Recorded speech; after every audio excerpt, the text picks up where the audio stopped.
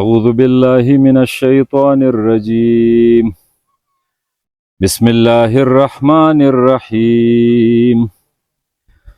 فبأي آلاء ربكما تكذبان كأنهن الياقوت والمرجان فبأي آلاء ربكما تكذبان هل جزاء الإحسان إلا الإحسان فبأي آلاء ربكما تكذبان صدق الله العظيم. السلام علیکم ګرانو کتونکو، شهاب عزیز ارمان یم. هیله مند یم چې تاسو به روغ جوړ یئ. څنګه چې تاسو زمونږ پیج ډاکټر شهاب عزیز ارمان لایک کو، هغه هم خوښ کو او په هغې باندې د 500,000 نه سیوا فالوورز راغله او د هغوی دغه راتګ زمونږ دغه ویډیوز خوښولو مونږ له دا حوصله راکړه چې مونږ د یو یوټیوب چینل آغاز وکړو، ځکه چې ستاسو د ګرانو کتونکو محترمو په کمنټس کې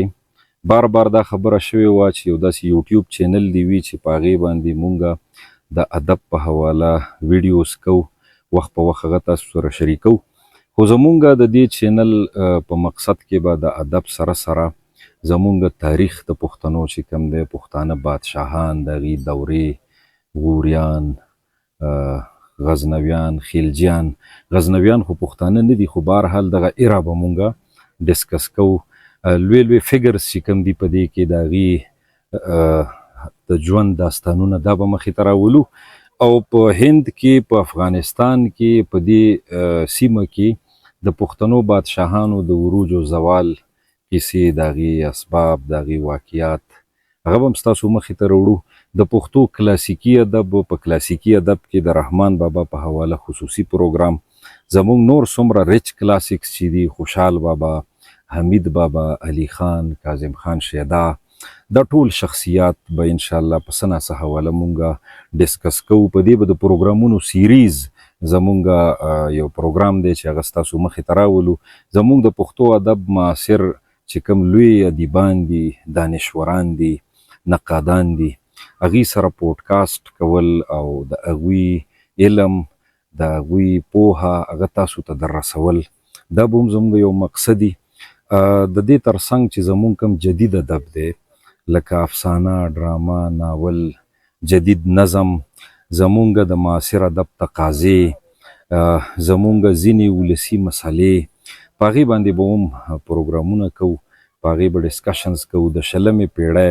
چې کوم لوی لوی ادبي شخصیات دي چې هغې په ادب باندې خپل نقش پرېښلی دی او هغه د بنیاد حیثیت لري، د هغوی د فکر و فن په حواله خبرې اترې، دا به هم زموږ د پروګرام برخه وي. او ورسره دغه تاریخ، تهذیب، تمدن، په دې باندې به هم کوشش کوو چې تاسو سره څه ناڅه خیالات شریک کړو. د دغې دپاره زموږ د ادب د پوهانو چې کوم علمي کتابونه دي، د هغې نه استفاده، او بعضې وخت په یو کتاب باندې تبصره، تجزیه، او د طالب علمانو زمونږ د BS د پښتو طالب علمان، د MPhil طالب علمان، د PhD چې کوم سکالرز دي، نو هغوی به هم په نظر کې ساتو. ځینې اهم نکات، اهم موضوعات دا څه کیدی شي، په هغې باندې به هم کوشش وي چې زمونږ د یوټیوب د دې چینل دایره کار تر دغې پورې وسیع شي. دا زمونږ یو پوره جامع پروګرام دی. الله دې وکړي چې موږ په دې کې کامیاب شو. په دې کې به هم ستاسو د مرستې، ستاسو د پوره سپورټ موږ ته ضرورت وي، ما ته، زما ټیم ته. نو ګو چې دا یو ګران کار دی، زموږ په پروګرام کې وو، خو وخت و حالات دې ته برابر نه وو، څه ستونزې وې، څه مسلې وې، نو هغه انشاءالله اوس په ختمېدو دي او موږ به دغه پروګرام کله د لیکچر په شکل کې کوو، کله په یو شکل کې، کله بل شکل کې، به ستاسو مخې ته راولو. او تاسو ته دغه ریکویسټ دی، دغه خواست دی چې زمونږ د یوټیوب دا چینل تاسو سبسکرایب کړئ، دا نورو ملګرو سره ګروپونو کې هم شریک کړئ، دا لینک چې دا هغوی سبسکرایب کړي او د سنجیده ادب دپاره چې مونږ کوم کوشش کوو چې یو میدان جوړ کړو په سوشل میډیا باندې، او د ولس د ایجوکیټ کولو یو کوشش وکړو نو په هغې کې زموږ مرستیال ثابت شي او موږ سره دغه خپله مرسته شریکه کړئ څنګه چې تاسو موږ سره په پیج کې کړي دي دا پروګرامونه به زموږ په یوټیوب چینل او په فیسبوک پیج باندې ستاسو مخې ته راځي د ځان ډېر خیال ساتئ د الله په امان